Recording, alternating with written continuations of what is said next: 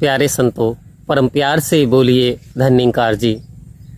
आशा करता हूँ कि आप बिल्कुल स्वस्थ होंगे, ईश्वर का गुणगान गा रहे होंगे और भगवान की कृपा आप पर बरस रही होगी। आओ संत महात्माओं, सतगुरु त्रिलोकीनाथ हुआ करता है, तभी तो सतगुरु ने भविष्य की बात को जान करके और ये कहना शुरू किया कि प्यार से कहिए धन्यंकार जी, प्यार से कहिए। आखिर ये शब्द ही क्यों लगाया कि प्यार से कहिए? इसका मतलब सतगुरु जानते थे कि इंसान के पास सब कुछ होगा, धन भी होगा, दौलत भी होगी, शोहरत भी होगी, रूप भी होगा, जवानी भी होगा। आओ संत महात्माओं, महल माड़ियां भी होंगी, लेकिन ये प्यार नहीं होगा, ऐसा सतगुरु पहले से ही जानते थे। इसलिए सतगुरु ने कहा प्यार से कहिए। आओ संत महात्माओं, क्योंकि संत महात्मा त्रिकालदर्शी हुआ करते हैं। संत महात्मा जब आते हैं एक विशेष पावर लेकर के आते हैं।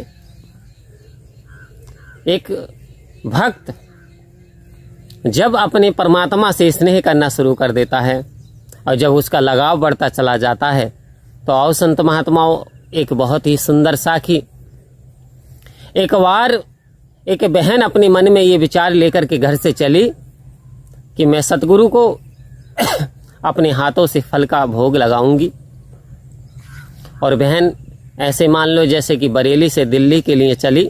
ये समय था सतगुरु बाबा हरदेव सिंह जी महाराज के समय का। जब बहन ने टिकट लिया, बस में यात्रा सवार की और बस में सफ़र कर रही थी, तो परम प्यार से बोलिए धन्यंकार जी। तो आधे ही रास्ते में पहुंची होंगी तो वहाँ पे एक बच्चे की नज़र पड़ी। वो केलों से थैली भरी हुई थी। बच्चा कह रहा था, आंटी मुझे केले दे दो, मैं केले खाना चाहता हूँ, मुझे एक केला दे दो, मुझे एक केला दे दो, मैं केला खाना चाहता हूँ। आंटी ने कहा, नहीं नहीं, ये तो मैं सतगुरु को भोग लगाने के लिए जा रही हूँ, मैं आपको केला नहीं दे सकती। अब संत महात्माओं 3 बार बच्चे ने कहा, फिर शांत होकर के बैठ गया। उनका प्रस्थान का समय आया, वहाँ से अपने अपने यानी जहाँ जाना था चले गए। वो बहन भी सत्संग के लिए वहाँ से रवाना हो गई। और जब नमस्कार चल रही थी, आओ संत महात्माओं, जब सतगुरु के समीप वो बहन जाती है और सेवा दल से कहती है कि भाई साहब मैं बहुत दूर से आई हूँ और मैं सतगुरु को ये भोग लगाना चाहती हूँ, केले की फली का। तो वहाँ से एक सेवादार जाते हैं सतगुरु के समीप और उनसे कुछ डिस्कशन करते हैं और पूछते हैं, ये बहन बहुत दूर से आई हैं, बाबा जी आपको भोग लगाना चाहती हैं।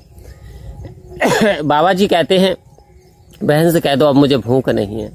जब भूख थी तब इस बहन ने जो भोग लगाया नहीं, उसने कहा सतगुरु तो बहुत पहले आपसे कहा था भोग लगाने के लिए, आपने मना कर दिया, अब सतगुरु को भूख नहीं है। ये सुनकर के बहन के पैरों की तरह से जमीन खिसक गई कि सतगुरु ने मुझसे कब कह दिया कि मैं भोग लगाना चाहता हूँ। आओ संत महात्मा, वो समीप ले जाते हैं सेवादार, सतगुरु इशारा देते लेकर के आओ। तो वो कहते हैं कि जब मैं आ रहा था, जब आप बस में सवार थी और एक बच्चा आपसे मांग रहा था, 3 बार मांगा आपने नहीं दिया। क्या समझाया जाता है कि तेरा रूप है ये सब संसार। आओ संत महात्माओं, इतनी दूर से आई हैं, क्या आपको कोई संत महापुरुष नहीं मिला? सतगुरु ने इस ओर इशारा दिया कि कोई संत महापुरुष नहीं मिला जिसको आप भोग लगा सकती थी। इतनी दूर भोग लगाने के लिए आई हैं, अब मुझे भूख नहीं है क्योंकि मैंने तो मांगा था आपसे। तो आओ संत महात्माओं, सतगुरु इस ओर इशारा दे रहे हैं कि जब तेरा रूप है ये संसार, घट घट में है निरंकार, तो फिर यदि भेजा दूर, यदि यानी सतगुरु हमसे दूर हैं, तो कह रहे हैं कि अपने संत महापुरुष को मेरा रूप जान करके उसे भोग लगा दो। संतों की सेवा ईश्वर की सेवा हुआ करती है, संतों की सेवा सतगुरु की सेवा हुआ करती है। तो आओ संत महात्माओं, यदि हम जीवन में खुशहाल रहना चाहते हैं, यदि हम अपनी तंगहाली मिटाना चाहते हैं और यदि चाहते हैं कि घर में बरकतें रहें, तो आज से ही ये काम करने शुरू कर दीजिए। कैसे कि संतों को बुलाना शुरू कर दीजिए। आप जैसे भी हो, चाहे 1 कप चाय का हो या 1 कप पानी का हो, आप सेवा करिए। आओ संत महात्माओं, आप देखेंगे उनके आशीर्वाद से क्या करेंगे, आपकी समस्याएं धीरे धीरे खत्म हो जाएंगी। 100% आपकी समस्याएं दूर हो जाने वाली हैं। जैसे जैसे वो बताते चले जाएं, आपको करते चले जाना, और बताएंगे भी क्या, सेवा सत्संग सुमरण, सेवा सत्संग सुमरण।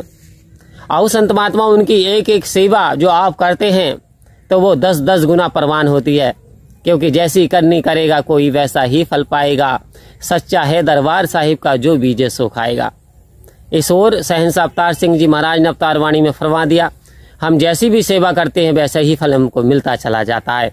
तो आओ संत महात्माओं, हम अपने तन मन वचन कर्म से सदगुरु के समर्पण डेडिकेशन हो जाएं और इसका रूप संसार को मानते हुए सभी से प्रेम भाव से मिल वर्तन के साथ उस जीवन को जिएं, तो वास्तव में परम गति को ये आत्मा प्राप्त होगी और जीवन में आनंद आएगा। परम प्यार से बोलिए धन्यवाद।